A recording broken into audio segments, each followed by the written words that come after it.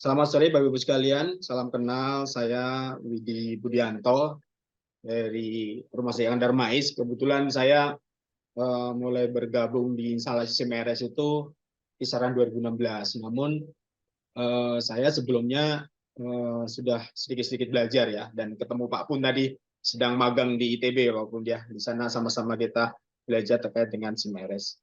Dan Pak Haidar tadi juga sudah menyampaikan bagaimana aturan-aturannya, regulasinya, dan policy-policy-nya. Mungkin saya di sini sedikit share saja apa yang sudah saya lakukan di Rumah Sakit Angkatan Mais ya, khususnya terkait dengan implementasi aplikasi elektronik medical record. Ya, ini mungkin sedikit sharing saja. Dan mungkin Bapak Ibu sekalian di rumah sakit ada yang sudah melakukan implementasi EMR. Ya, ini saya cerita sedikit terkait dengan bagaimana penyelenggaraan SIM-RS di rumah sakit kami, di Rumah Sakit Darmais, bahwa kami dari tahun 1993 itu sebetulnya mulai berdirinya Rumah Sakit Darmais, sudah mulai melayani pasien itu sudah menggunakan sistem untuk entry data. Namun waktu itu memang yang diinput hanya kunjungan pasien saja, hanya merekap berapa hari ini pasien yang datang. Tetapi tidak mencatat bahwa pasien itu kunjungan di poli A atau poli B atau terkait dengan pelayanan-pelayanan yang lain, hanya mencatat kunjungan pasien. Terus selanjutnya ya mungkin manajemen waktu itu mempunyai kebutuhan yang lain, akhirnya tahun 2000-an itu sudah mulai digarap bagaimana mencatat pasien ini akan mendaftar di poli apa, itu sudah mulai dicatat. Terus berubah lagi mungkin juga saya sampaikan karena waktu itu saya belum ada nih 2004 itu berubah lagi sistemnya. Mungkin ini yang diinginkan oleh top manajemen agar lebih bagus lagi. Singkat cerita 2008 juga berganti lagi, 2010 berganti lagi. Akhirnya 2016 lah saya bergabung di instalasi CMRS dan saya bertemu dengan Pak Haidar dan Pak Muntoro nih sebagai mentor saya bagaimana mengembangkan sistem informasi secara mandiri baik dari pendaftaran sampai pasien pulang seperti itu. Nah, sekarang kita bicara terkait dengan EMR yang ada di Rumah Sakit Darmais. Intinya bahwa kami membangun EMR atau Electronic Medical Record itu transformasi dari form manual menjadikan elektronik. Jadi tidak membuat flow baru atau tidak membuat konsep baru, namun kami meneruskan form-form yang sudah dibuat oleh Rumah Sakit Darmais dan sudah digunakan untuk pelayanan pasien, dan ini kita coba elektronikan. Di mana user-user yang ada di Rumah Sakit Darmais itu mungkin sama ya Bapak sekalian, di setiap rumah sakit itu pasti penggunanya dokter, terus di sini juga ada perawat, terus apoteker, terus nanti ada fisioterapis atau radiografer, dan pasti ada petugas-petugas lain yang memang memiliki hak akses untuk mengakses EMR. Nah, ini saya cerita terkait dengan beberapa modul EMR, dan ini pasti berbeda-beda setiap rumah sakit ya Bapak Ibu sekalian. Dan ini saya ringkas saja bahwa kami membangun EMR yang berdasarkan dengan formulir manual tadi. Kalau kita bisa rinci, kalau untuk formulir rawat jalan itu 82 form, untuk formulir rawat inap dan IGD itu sekitar 116 form atau 116 tampilan sistem yang saat ini ada seperti itu. Nah, ini yang ingin saya sharing bagaimana kami Rumah Sakit Darmais mencoba membangun EMR dan mencoba implementasi. Saya sampaikan mencoba karena memang kami belum pernah pengalaman ya membangun EMR, dan kami juga mencoba untuk mengimplementasikan. Yang pasti yang pertama adalah dukungan penuh dari top manajemen. Ini pasti modal utama ini. Terus yang nomor dua ya setelah top manajemen mendukung ya pasti akan dibuatkan sebuah SK pengembangan sistem. Kenapa perlu SK pengembangan sistem? Nanti saya coba jabarkan. Terus yang ketiga terkait inovasi sistem sebagai daya tarik. Ini perlu, jangan sampai kita membangun EMR tapi tidak ada iming-imingnya yang lain yang bisa membuat para user itu mudah untuk menggunakan atau tertarik untuk menggunakan. Monitoring ini pasti karena sistem itu tidak ada kata finish. Jadi berputar terus dibuat, diimplementasi, dimonitor, diperbaiki, dibuat seperti itu terus. Jadi monitoring ini tidak boleh berhenti. Nah, ini saya coba jelaskan satu-satu bagaimana kami Rumah Sakit Darmais melakukan fondasi EMR. Yang pertama tadi saya sampaikan adalah dukungan penuh dari top manajemen. Nah, ini direktur utama di kami dan jajaran direksi di Rumah Sakit Darmais itu sebagai modal utama untuk implementasi EMR. yang disampaikan di sini adalah harus disiplin direkturnya. Nggak cuma hanya direktur utama, ya direktur yang lainnya harus disiplin juga. Kalau direktur utamanya mau membuat EMR, tapi direktur keuangannya nggak support atau tidak komitmen, pasti EMR tidak jalan. Karena sistem membutuhkan data dukung terkait dengan anggaran. Bisa belanja komputernya, bisa belanja perangkatnya, bisa belanja meja komputernya. Jadi semua direktur utama dan top manajemen harus komitmen dan disiplin. Selanjutnya, top manajemen mencanangkan budaya organisasi, struktur organisasi. Nah, kebetulan di Rumah Sakit Darmais itu mempunyai visi menjadi caring dan smart national cancer center. Jadi kami Simeres mengambil smart nasionalnya. Jadi ada titik atau benang merahnya.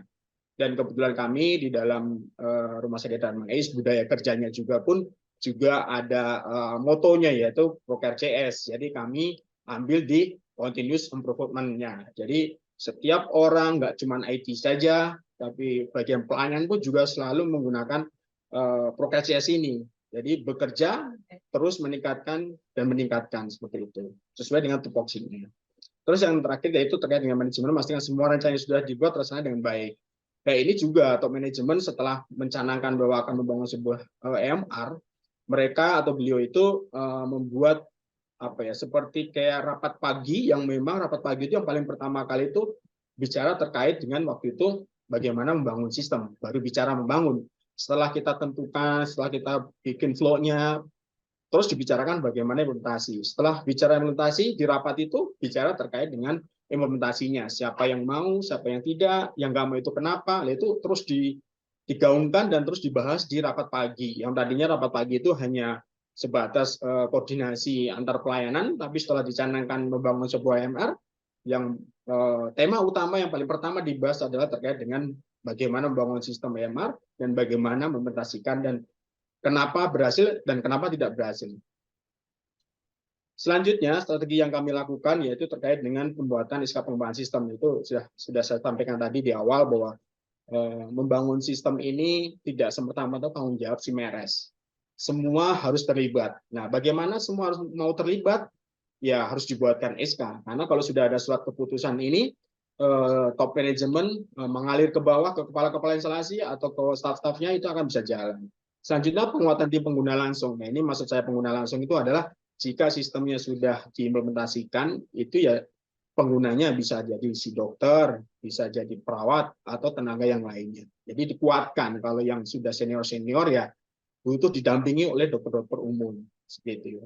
Kalau untuk perawat-perawat, untuk tenaga yang lainnya mungkin dari tenaga-tenaga non medis pun kami bisa untuk melakukan penguatan di sana.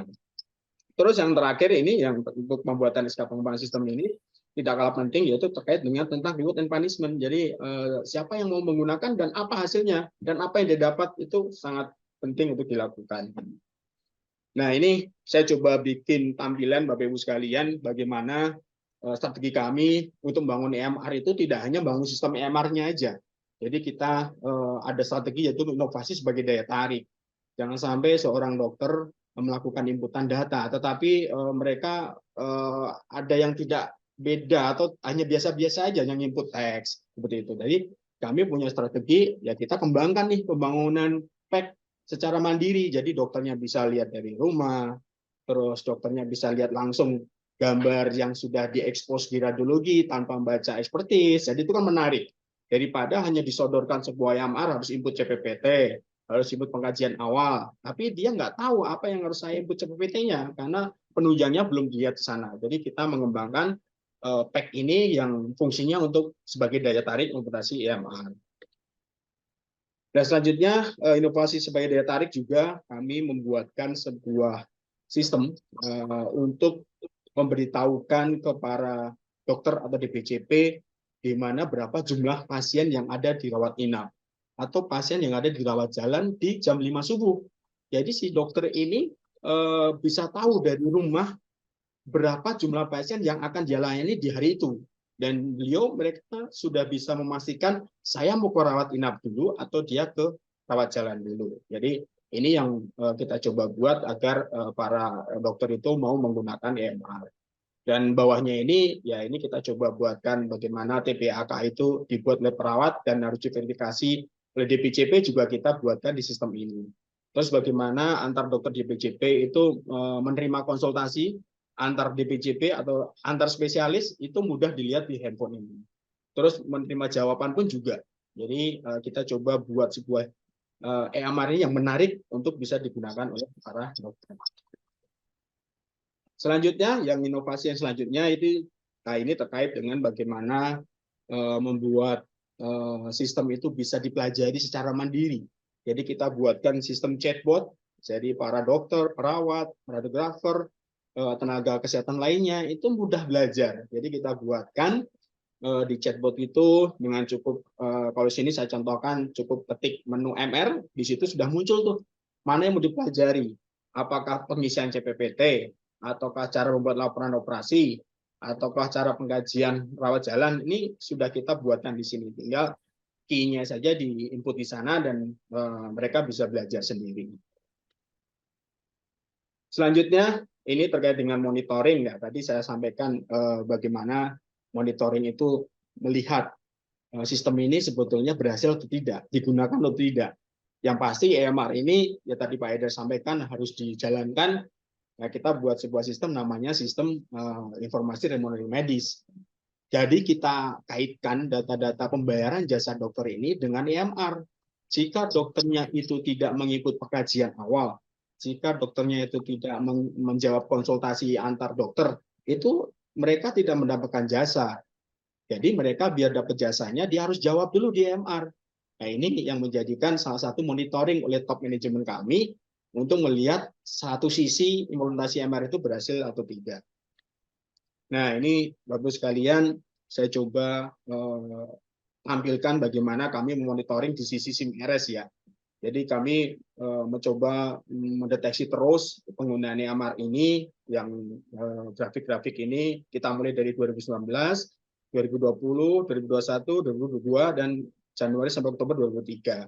Jadi terlihat di sini meningkat ya Bapak Ibu sekalian. Ini yang paling pinggir sebelah kanan ini karena belum selesai bulannya, jadi masih ada turun. Tapi sebetulnya nanti kalau udah tahunnya berakhir ini akan naik. Jadi kita pantau dari sini.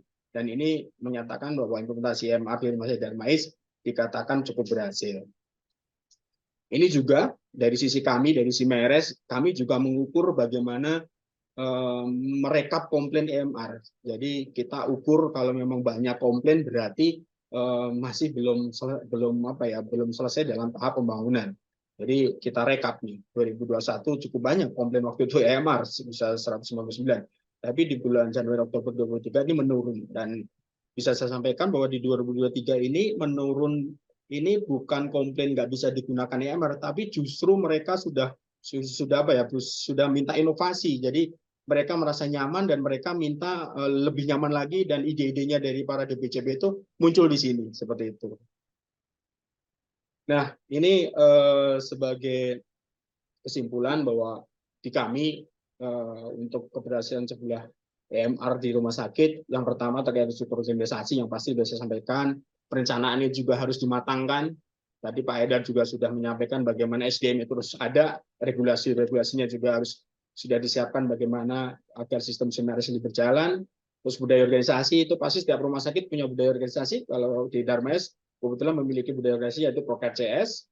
Terus komunikasi ini juga harus dijalin antara SIMRS, kalau di kami itu SIMRS, terus komite mutu, bidang medik, direktur, dan SMF itu yang harus dijaga komunikasinya. Terus teknologi informasi ini pasti ya, apalagi saat ini kan terkait dengan keamanan data itu menjadi isu utama. Jadi teknologi informasi harus tepat untuk digunakan pembangunan EMR. Pengelolaan ya ini pasti, karena sistem tadi saya sampaikan bahwa bangun sistem itu tidak ada kata berhentinya, jadi terus berjalan dan terus berjalan. Ini saya sedikit sharing, ini adalah tampilan EMR kami yang saat ini sudah digunakan, dan dilihat memang tadi di grafiknya cukup bagus karena peningkatan penggunaannya itu lebih banyak. Saya sedikit cerita ini bagaimana kami melakukan implementasi EMR mulai dari perawat gitu ya. Terus yang tengah ini juga perawat, kami dampingi di rawat inap. Terus yang pojok kiri bawah ini adalah dokter senior kami. Ini beliau sudah sangat senior dan beliau sudah pensiun. Namun bagaimana kita harus membimbing beliau dalam menggunakan EMR. Dan alhamdulillah beliau sangat support sekali gitu ya. beliau masih sangat dibutuhkan di Rumah Sakit Darmais, tapi karena keterbatasan pergerakan ya memang kita harus dampingi terus sampai sekarang seperti itu. Ini juga terkait tampilan-tampilan foto kami dalam melakukan implementasi atau pendampingan. Jadi sampai saat ini pun kami terus melakukan pendampingan. Itu karena perubahan-perubahan EMR ini sesuai kebutuhan tadi banyak yang melakukan inovasi dari segi medisnya, dari segi perawatnya. Jadi setiap ada yang baru kita lakukan pendampingan dan pendampingan. Ini juga masih sama. Nah, ini yang mungkin agak sedikit terakhir yang saya sampaikan bahwa membangun EMR itu tantangannya adalah sebagai berikut, yaitu budget gitu ya. Budget itu pasti karena membangun EMR, membangun sistem ini banyak fasilitas yang harus disediakan. Apalagi kalau memang EMR-nya itu sudah mau diakses dari luar rumah sakit, ini pasti membutuhkan bandwidth-nya cukup. Karena yang diakses itu nggak cuma data tekstil, tapi data image juga harus diakses. SDM ini tantangan besar buat kami, apalagi sekarang ini isu yang bahwa tidak boleh menerima karyawan kontrak atau BLU, ini yang menjadikan isu utama karena keahlian untuk menjadi seorang programmer itu cukup langka gitu. Waktu juga, jadi waktu saya sampaikan bahwa saat digunakan kalau menemukan sebuah error atau mereka memiliki ide yang baru, mereka butuhnya cepat. Nah, kita harus coba mengimbangi. Dan yang nggak kalah penting yaitu terkait dengan keamanan. Pastilah ini ya, karena semua data udah ada di situ, kemudian sudah bisa diakses di mana-mana. Ini keamanan juga menjadi tantangan.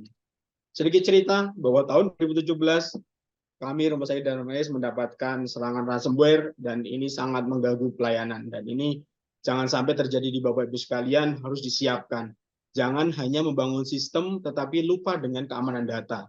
Ini yang kami rasakan dalam waktu seminggu itu ya luar biasa nih. Jadi kami harus nginep-nginep dan kami harus segera memulihkan sistem karena pelayanan tidak boleh berhenti seperti itu. Namun alhamdulillah bahwa top manajemen kami selalu mendukung dan mensupport bagaimana kami memulihkan sistem tersebut. Mungkin itu yang bisa saya sampaikan.